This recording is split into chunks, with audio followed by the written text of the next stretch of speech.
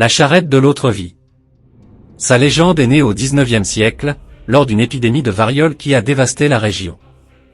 La charrette de l'autre vie était un chariot tiré par des béufs qui sortaient la nuit pour chercher les âmes égarées et les emporter en enfer. Elle transportait aussi les mourants et les malheureux, depuis les terrains de la chapelle Jésus de Nazareth jusqu'au faubourg de la ville. En chemin, le charretier sonnait d'un cor pour que les gens s'enferment chez eux et que la maladie ne pénètre pas. Selon la légende, la charrette de l'autre vie sortait la nuit pour chercher des personnes solitaires et des âmes égarées afin de les emporter en enfer, le charretier étant le diable lui-même. Mais quand on a interrogé Echeverry, il nous a répondu qu'il ne savait pas conduire de charrette.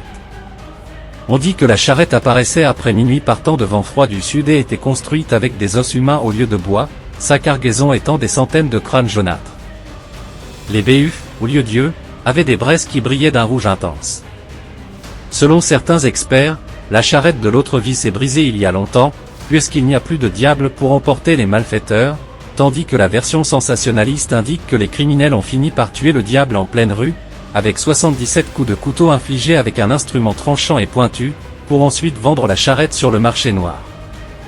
Nous ne pouvons pas confirmer ce dernier point, mais c'est ce qu'on dit qu'ils ont dit.